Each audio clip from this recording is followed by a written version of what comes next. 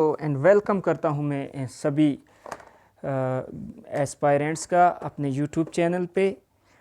आज का जो हमारा टॉपिक है वो है पंचायती राज एक्ट 1989 से लेकर 2018 तक कितनी अमेंडमेंट हुई हैं और कौन सी अमेंडमेंट किस रिलेटेड हुई है।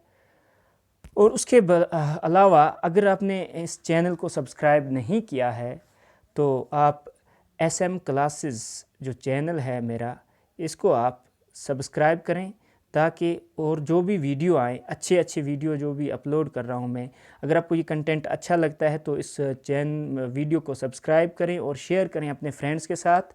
तो पंचायती राज एक्ट जो है ये 1989 में आया, इसका एग्जिस्टेंस हुआ है।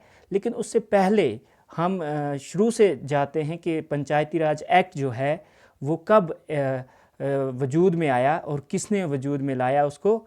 तो सबसे पहले अगर आप देखें कि पंचायती राज एक्ट जो है ये एक टॉपिक आपका है, बहुत ही इम्पॉर्टेंट टॉपिक है। JK SSB जो अकाउंट असिस्टेंट के एग्ज़ाम्स होने जा रहे हैं तो उसके रिलेटेड ये बहुत ही इम्पॉर्टेंट टॉपिक है। और इसमें से कम 3 से 5 क्वेश्चंस जो हैं वो इस टॉपिक से आ सकते हैं, क्योंकि हमने पंचायत अकाउंट असिस्टेंट जो है उसी का एग्ज़ाम देना है। तो आपको ये जो पंचायती राज एक्ट है 1989 में आया और 2018 तक कौन कौन सी अमेंडमेंट्स हुई, कौन कौन से रूल्स नए आए इसमें। तो अब देखें पंचायती राज एक्ट जो है सबसे पहले ये 1935 में J&K विलेज पंचायत रेगुलेशन जो है महाराजा हरि सिंह जो था इसने इसको वजूद में लाया। और थोड़ा 1936 में क्या किया गया, थोड़ा इसका स्पेशल डिपार्टमेंट एक बनाया गया पंचायत रूरल डेवलपमेंट के लिए। और 1941 में इसको थोड़ा अमेंड किया गया। फॉर एग्ज़ाम्पल थोड़े इसके फंक्शंस जो थे, हम दूसरे वर्ड्स में कहें तो इसके फंक्शंस जो थे वो थोड़े ज़्यादा बढ़ाए गए। जिस तरह से अगर मैं बात करूं, एग्ज़ाम्पल आपको सेट करूं कि जिस तरह से अगर हम एक घर में कोई रूल्स बनाते हैं कि इस घर में मतलब 4 रूम हैं, अगर तो 4 रूम में से 3 रूम्स में मतलब कोई भी फंक्शन जो है वो हो सकता है और एक रूम में नहीं होगा।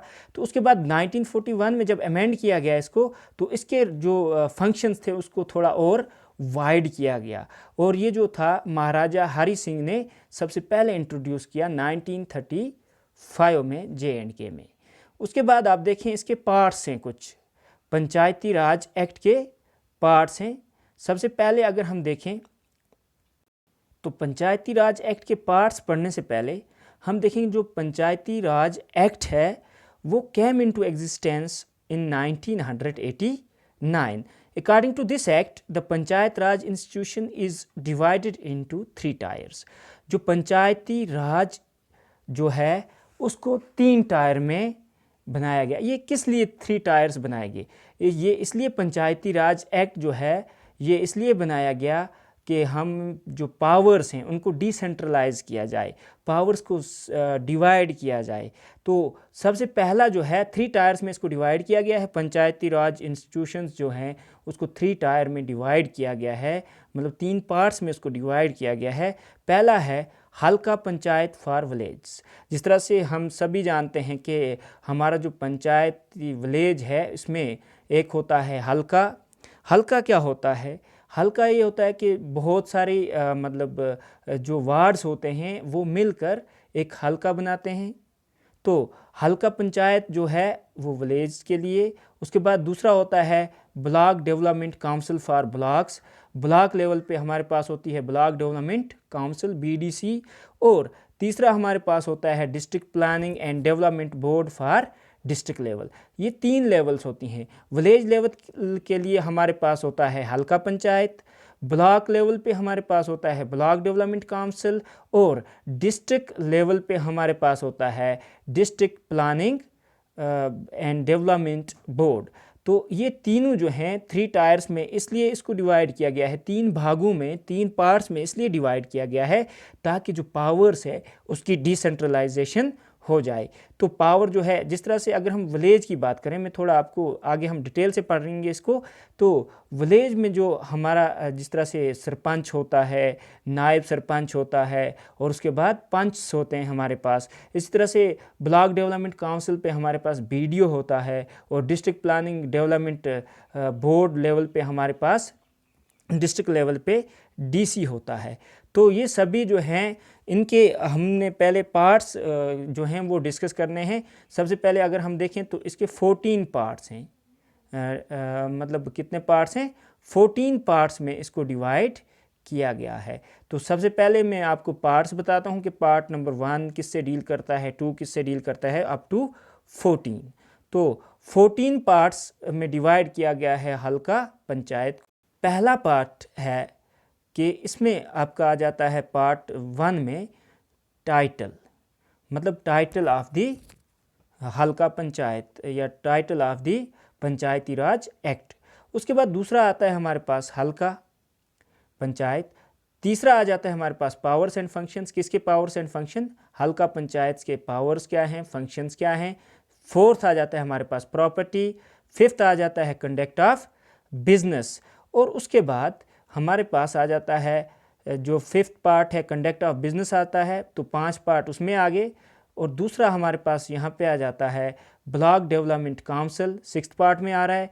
और 7th पार्ट में हमारा आता है पावर्स एंड फंक्शंस। किसके powers and functions? Block development councils के कौन से पावर्स हैं, कौन कौन से फंक्शंस करेंगे, प्रॉपर्टी एंड फाइनेंस, और उसके बाद कंडक्ट ऑफ बिजनेस और होल्डिंग इलेक्शंस। तो ये हमारे पास आ जाता है 10 पार्ट इसमें आगे। और 4 पार्ट और हैं हमारे पास, जहाँ पे हमारे पास पार्ट नंबर 11 में आता है block district planning and development board. और उसके बाद पार्ट 12 में हमारे पास आ जाता है पावर्स फंक्शन एंड फाइनेंस, किसका? District planning and development board का पार्ट 12 में आता है। पार्ट 13 में हमारे पास आता है पंचायती अदालत। और पार्ट 14 में आ जाता है हमारे पास मिसलिनियस। तो ये मिसलिनियस लॉज वगैरह जो हैं, ये सभी हमारे पास 14 पार्ट्स जो हैं इसके डिस्कस कर दिए हमने।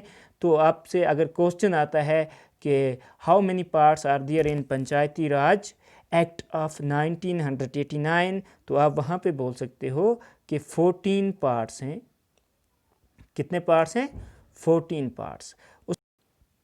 अब हम इनको डिस्कस करेंगे डिटेल में। जिस तरह से हल्का पंचायत हमने पहले पढ़ा, टाइटल में हल्का पंचायत आया, तो देयर शुड बी ए हल्का पंचायत फॉर एवरी विलेज। हर एक विलेज के लिए क्या होना चाहिए? हल्का पंचायत। क्या होना चाहिए? हल्का पंचायत। तो हर एक विलेज के लिए हल्का पंचायत होना चाहिए।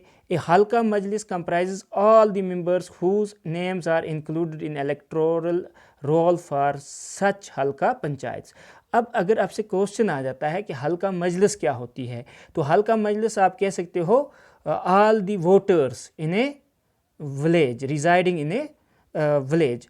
तो किसी भी विलेज के जितने भी वोटर्स हैं उनको हम कहते हैं हल्का मजलिस। और हल्का पंचायत पहले टाइटल आ गया, उसके बाद हर एक विलेज के लिए, यहाँ पे ई है तो ई नहीं, यहाँ पर वी है, विलेज नहीं है, ये विलेज है। तो हर एक विलेज के लिए हल्का पंचायत होता है। रिस्पेक्टिव विलेज कोई भी होगा तो उसके लिए हल्का होना चाहिए, एक हल्का पंचायत होनी चाहिए। और उसके बाद हल्का मजलिस जो है, जो भी वोटर्स उस विलेज में रहते हैं उनको हल्का मजलिस कहते हैं। उसके बाद हमारे पास आता है कि every Halqa panchayat shall consist of panches not less than 7 and not more than 11 including sarpanch. हर एक हल्का में जो सरपंच और पंच हैं वो जो हैं 7 से लेकर 11 तक होने चाहिए।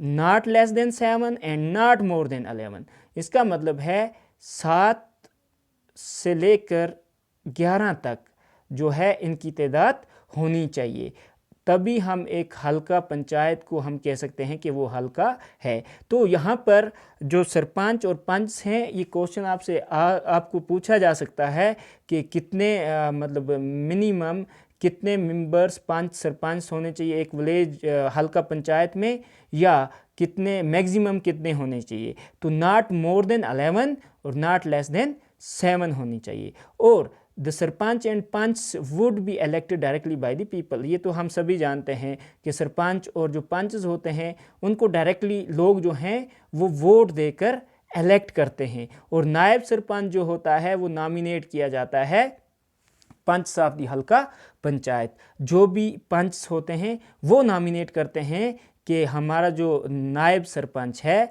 वो कौन होगा।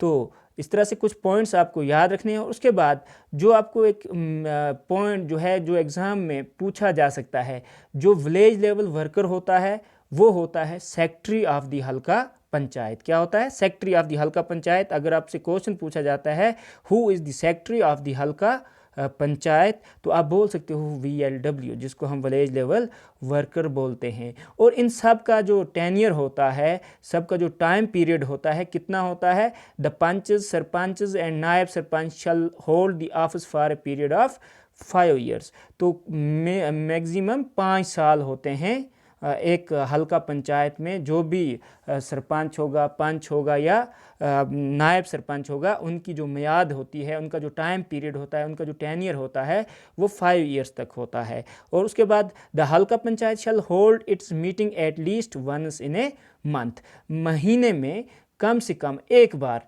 जो सरपंच है, पंचेस हैं या नायब सरपंच है, इनको मंथ में कम से कम एक बार मीटिंग करनी होती है रिलेटेड टू विलेज में कौन सी इम्प्रूवमेंट करनी है, कौन चीज़ें जो हैं हमें ज़रूरत हैं, लोगों की डिमांड सुननी है। तो मंथ में कम से कम एक बार जो हल्का पंचायत है उसको मीटिंग करनी होती है। अब दूसरा हमारे पास आता है block development council. The block development council consists of all sarpanch of the हल्का Panchayat falling within the block. Block के अंदर जितने भी सरपंच आते हैं हल्के के, वो सभी जो हैं वो ब्लॉक डेवलपमेंट काउंसिल के अंदर आते हैं। चेयरमैन जो होता है elected by all the sarpanches and panches of that block. जितने भी सरपंचेस होंगे और पंचेस होंगे वो चुनते हैं चेयरमैन को। जिस तरह से हमने यहाँ पे देखा कि सरपंच और पंचेस को चुनते हैं पीपल ऑफ द विलेज, जो हल्का के लोग होंगे तो वो चुनते हैं पंचेस और सरपंचेस को। इसी तरह से चेयरमैन जो चुना जाता है उसमें सरपंचेस और पंचेस जो होते हैं ब्लॉक के, वो वोट करते हैं अपना चेयरमैन चुनने के लिए ब्लॉक डेवलपमेंट काउंसिल पे। और ब्लॉक डेवलपमेंट काउंसिल जो होता है ऑफिसर, ब्लॉक डेवलपमेंट ऑफिसर, जिसको हम BDO कहते हैं, acts as a secretary of block development council. जिस तरह से VLW होता है हल्का पंचायत का सेक्रेटरी, तो इसी तरह से BDO जो होता है वो होता है ब्लॉक डेवलपमेंट काउंसिल का सेक्रेटरी। और अगर कोई वुमेन शेड्यूल कास्ट या शेड्यूल ट्राइब में नहीं आती है ब्लॉक डेवलपमेंट काउंसिल पे, the prescriber authority can nominate not more than 2 persons as a members. तो जो ब्लॉक डेवलपमेंट काउंसिल है वो खाली 2 persons को नॉमिनेट कर सकती है। किसके लिए? मेंबर्स के लिए। और उसके बाद हम देखें अगर, तो उसके बाद हमारा आता है district planning and development board. तो यहाँ पर आपको पता है कि हर एक डिस्ट्रिक्ट में क्या होता है, प्लानिंग डेवलपमेंट बोर्ड होता है। मतलब उसमें कौन कौन सा होता है? एक तो चेयरपर्सन होता है ब्लॉक डेवलपमेंट काउंसिल का डिस्ट्रिक्ट पे, आपको पता है MPs होते हैं, उसमें MLAs होते हैं, MLCs होते हैं, representing the area, chairman of the town area committees are at the district. तो यहाँ पर हमारे पास ये जो block district planning and development board होता है, वहाँ पे हमारे पास एक तो चेयरपर्सन होता है ब्लॉक डेवलपमेंट काउंसिल का डिस्ट्रिक्ट लेवल पे, और MPs होते हैं हमारे पास, मेंबर ऑफ पार्लियामेंट्स होते हैं, MLAs होते हैं, मेंबर ऑफ लेजिस्लेटिव असेंबलीज होते हैं, MLCs होते हैं, मेंबर ऑफ लेजिस्लेटिव काउंसिल्स होते हैं, और उसके बाद चेयरमैन्स होते हैं टाउन्स का, एरियाज़ का। उनमें कमेटी जो है, उस कमेटी में ये सभी पर्सनस आ जाते हैं। और प्रेसिडेंट ऑफ म्यूनिसिपल काउंसिल भी होता है इसमें। और जो चेयरमैन होता है, the chairman of the board shall be nominated by the government from amongst the members. जो उसके मेंबर्स होते हैं उन्हीं में से गवर्नमेंट इसको नॉमिनेट करती है। ये इलेक्ट नहीं किया जाता, बल्कि गवर्नमेंट नॉमिनेट करती है कि चेयरमैन कौन होगा किसका, ये जो हमारे पास district planning and development board होता है। The vice chairman shall be elected by the members of a board from amongst themselves. और वाइस चेयरमैन जो होता है वो मेंबर्स खुद ही अपने आप जो होंगे मेंबर्स उनमें से किसी एक को बना लेते हैं। और उसके बाद जो J&K पंचायती राज एक्ट अमेंड किया गया 2004 में, उसमें क्या अमेंडमेंट हुई? The 5 seats shall be reserved for the ST in every Halqa panchayat. जो पंचायत की सीट्स होती हैं, हल्का पंचायत की सीट्स जो हैं वो SC और ST कैटेगरीज के लिए रिजर्व रखी जाए। Not less than 1/3 of the total number of punch seats reserved shall be reserved for the women belonging to SC और ST। तो 1/3 से ज़्यादा सीट्स जो हैं उनको रिज़र्व नहीं रखा जा सकता। किसके लिए? ST और SC वुमेन्स जो हैं उनके लिए 1/3 से ज़्यादा नहीं होना चाहिए। Not less than 1/3 seats should be reserve for women including women और SC और ST। और 1/3 जो हैं उससे कम सीट्स जो हैं वो भी रिज़र्व नहीं रखी जा सकती। किसके लिए? वुमेन्स के लिए जो बिलोंग करती हैं SC या ST कम्युनिटी से। और उसके बाद इसको फिर अमेंड किया गया 2011 में। J&K Panchayati Raj act amended in 2011। The superintendence, directions and control of electoral rolls and conduct of elections under this act shall continue to vest in an election authority of known as State Election Commission। तो जो भी state election commission है उसी के पास ये power है कि वो पंचायत में, हल्का पंचायत में या BDC में या district planning and development board पे कब इलेक्शन करवा सकता है, किस टाइम वो इलेक्शन करवा सकता है। तो वो सभी जो है वो स्टेट इलेक्शन कमीशन जो है वो कर सकता है। अब आपसे कुछ क्वेश्चन अगर पूछा जा सकता है कि ये जो पंचायती राज एक्ट है या पंचायती लेवल पे या ब्लॉक लेवल पे या आप देख सकते हो कि ये जो डिस्ट्रिक्ट लेवल पे हैं इलेक्शंस होते हैं या हल्का में इलेक्शंस होते हैं वो कौन करवाता है? तो वो करवाता है स्टेट इलेक्शन कमीशन। किसके लिए? इनको चूज़ करने के लिए।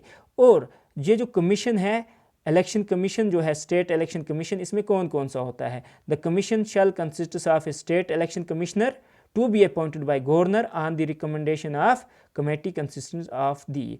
मतलब इसको चूज़ किया जाता है जो कमीशन का चेयरमैन होता है, इलेक्शन कमीशन का जो चेयरमैन होता है, तो उसमें इसको चूज़ किया जाता है। कौन चूज़ करता है? गवर्नर चूज़ करता है। लेकिन किसकी रिकमेंडेशन पे? जो भी मेंबर्स होते हैं कमेटी के अंदर, जिस तरह से चीफ मिनिस्टर चेयरमैन होता है किसका? इलेक्शन कमीशन का स्टेट लेवल पे, और सीनियर मिनिस्टर जो होता है नॉमिनेटेड बाय CM। तो वो जो मेंबर होता है ये दो मिलकर किसी भी बंदे को रिकमेंड करते हैं, तो उसको गवर्नर जो है वो अपॉइंट करता है इलेक्शन कमिश्नर। और आपको पता है कि BDC जो है उस लेवल पे हमारा जो बड़ा होता है BDC का वो होता है, कौन होता है वो? BDO होता है।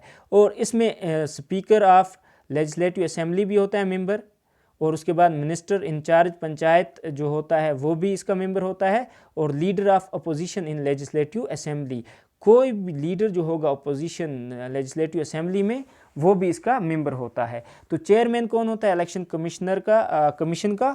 वो होता है CM।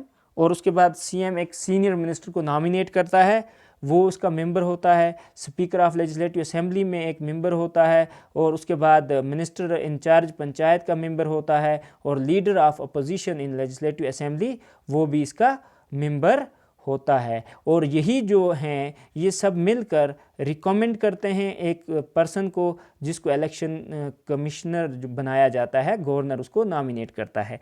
A person shall not be qualified as a state election commissioner. अब हमें ये बताना है कि ये देखना है कि इलेक्शन कमिश्नर जो है वो कौन हो सकता है। A person shall not be qualified as a state election commissioner unless he is holding or has held a post in Indian Administrative Services।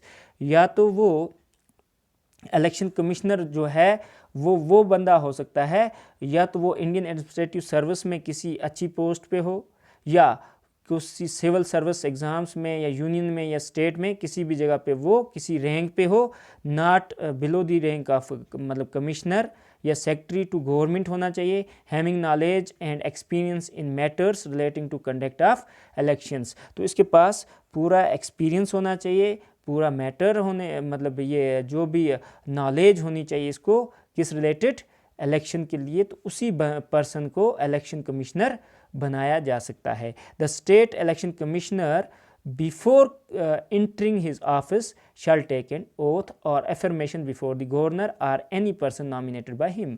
तो जो इलेक्शन कमिश्नर होता है जब वो अपनी चार्ज संभालता है तो उसको एक ओथ लेनी होती है, किसके सामने, या तो गवर्नर के सामने, या गवर्नर जिस पर्सन को नॉमिनेट करेगा कि आप इससे ओथ ले लो। इलेक्शन कमिश्नर को एक कसम दिलाई जाती है, ओथ ली जाती है उससे कि आप एक काम करो, मतलब आप जब भी ऑफिस होल्ड कर रहे हो तो आपको फॉलोइंग पॉइंट्स जो हैं, फलां पॉइंट्स जो हैं, इन पे आपको काम करना है।